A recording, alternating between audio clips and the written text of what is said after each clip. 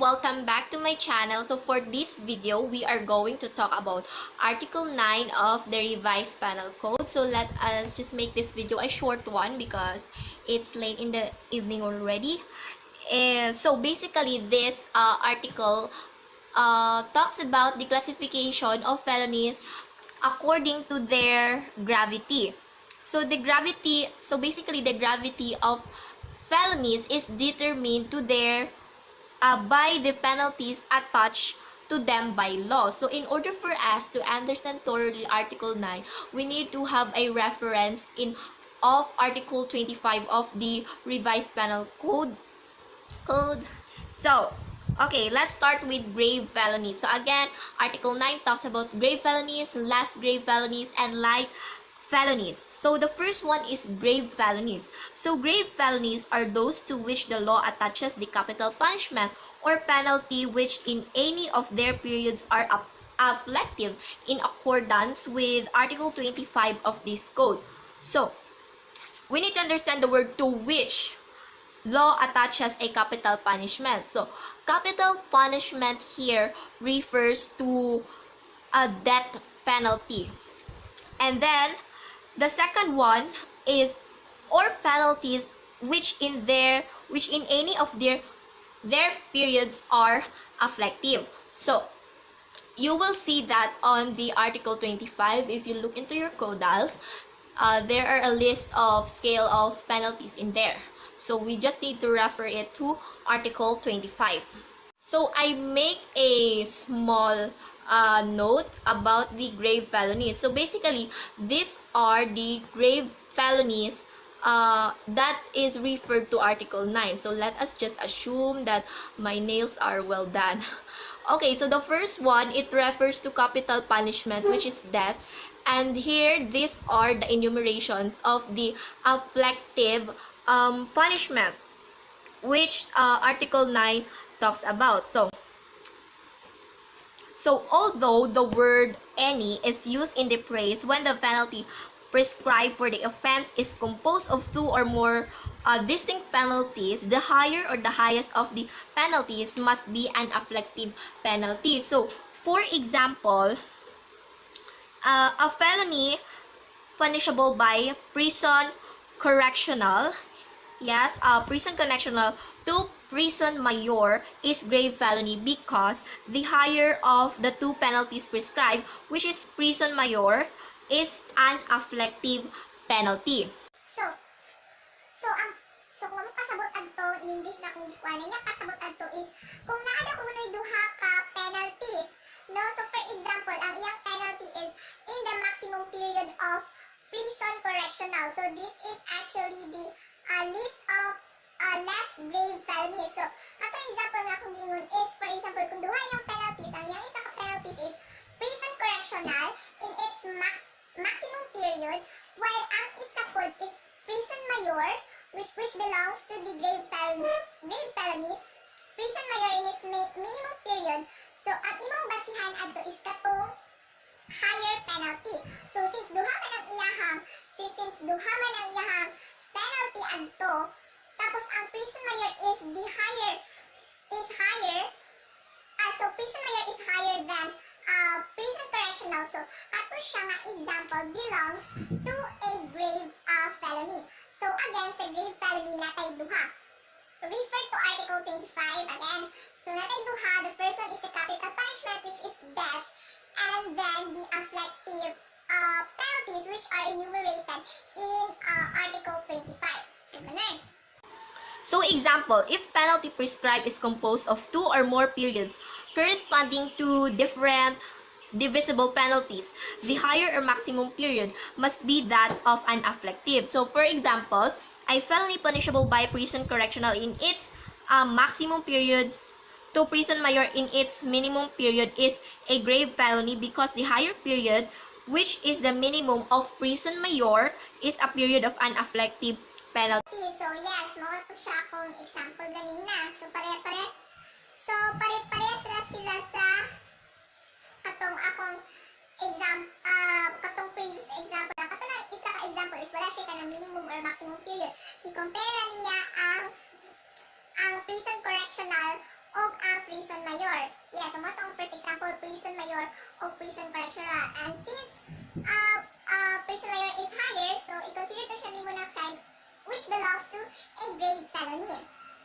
And so, if a penalty is composed of 2 periods of an afflictive penalty or 2 periods corresponding to different afflictive penalties, the offense for which is prescribed is grave felony. So, a felony punishable by a medium to maximum period of prison mayor or by prison mayor in a maximum period to reclusion temporal in its minimum period is grave felony because both prison mayor and reclusion temporal are afflictive. So again, i-summarize na to. Ang katong first example na ko is na example siya kung ang duha ka punishment nga nakuan is ang isa is ang prison mayor ug ang isa is ang prison correctional which belongs to the less grave penalty. So kung duha sila ka buo but ang higher is prison mayor man, so nabelong siya sa grave felony. And then ang ikaduha nga example is nag-include siya og kanang periods bitaw like in its maximum period, in its minimum period, ganun. So for example, adto is prison correctional in its maximum period, which is belongs to the less grave felonies, and then the other one is prison mayor in its minimum period. Though ang prison mayor kay minimum siya, and then ang prison correctional is maximum, that crime still belongs to the grave felonies because one of those crimes, which is prison mayor, even though in its minimum period belongs to the afflictive penalties, in which afflictive penalty belongs to the classification of grave felonies. And the last example is if ang duha ka punishment kay makita nimo sa afflictive penalties, so mo ni siya.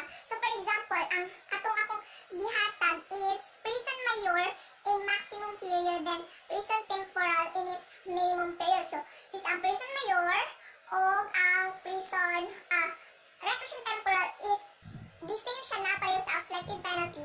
So therefore, it belongs to a grave felony.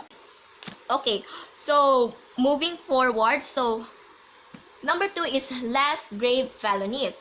So second paragraph. So less grave felonies are those which the law punishes with penalties which in their maximum period are correctional in accordance with the above mentioned article. So mo ni siya ang iyang period is maximum period niya is correctional or those under Article 25 on the scale kung inyong tan-awon refer to Article 25 is mabilong siya sa less grave felony. So mao ni siya again ang less grave felony. So makita ninyo siya sa Article 25 na ani dito.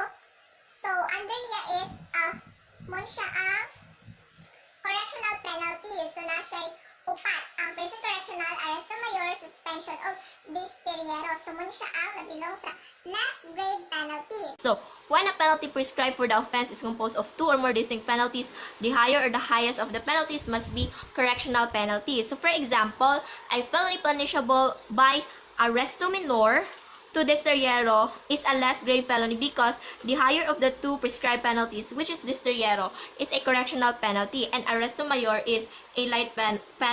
So parehas sa yapon sa example sa grave felony wherein ang isa ka punishment is nabilong sa light felony which is for example arresto menor.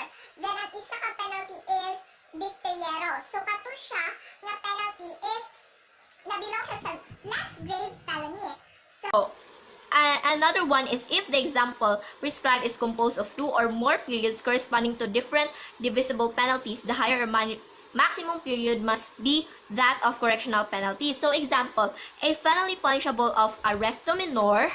So here, okay, a penalty punishable of arresto menor in its maximum period to Destierro in its minimum period is a less grave felony because the higher is a period of correctional penalty. So, the same na gyapon siya again sa akong example sa less grave, sa grave felony.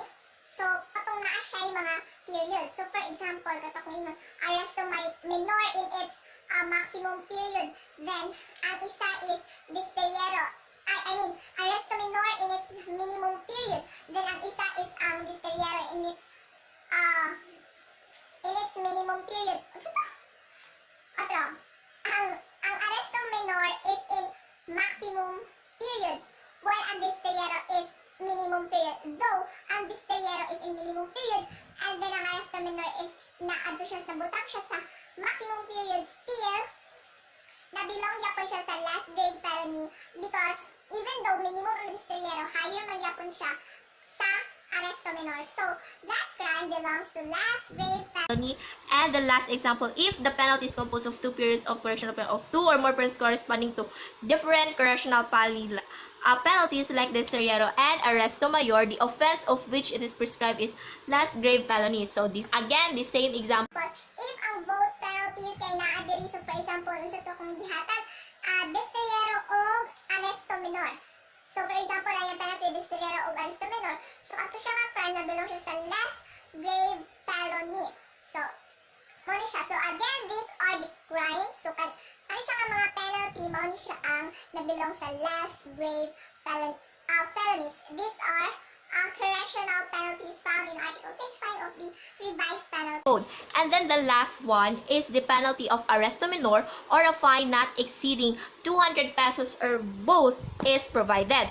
So when the code provides a fine of exactly 200 pesos for the commission of a felony, it is a light felony. If the amount of fine is provided of the code is more than 200 pesos, then it is a less grave felony because according to the Article 26, a fine not exceeding 6,000 pesos is a correctional penalty. If the amount of the fine provided by the code is more than 6,000, it is grave felony because according to Article 26, a fine exceeding 6,000 is an afflictive penalty. So, mo-refer na pod ka sa Article 26 para sa fine. So, again, if ang fine niya is less than 200 pesos, so we can consider it as a light felony. This is defined in the Article 9, Paragraph 3, which says that light felonies are those infractions of law for the commission of which the penalty of arresto menor or a fine not exceeding 200 pesos or both is provided. So again, pag less than 200 pesos, it belongs to a light felony. So muna siya ang mga penalties under light felonies, you can refer it to Article 25. And para sa fines, you can refer it to Article 26 in which we will discuss in our future video. So kung ang fine is more than 200 pesos but is less than 6,000 pesos or it does not exceed 6,000 pesos, it belongs to the less grave felony because according to Article 26, fine which is not exceeding 6,000 pesos is considered as correctional penalty, so meaning under siya sa less grave felony. But if it exceeds 6,000 pesos, according again to Article 26, so that crime belongs to a grave felonies.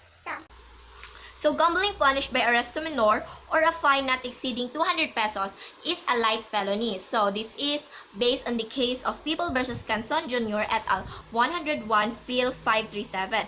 So a felony punishable by a fine not exceeding 200 pesos and censure under 365 paragraph 4 is a light felony because public censure arresto menor is a light felony. So yes, arresto menor. So again, this is the penalties under light felonies.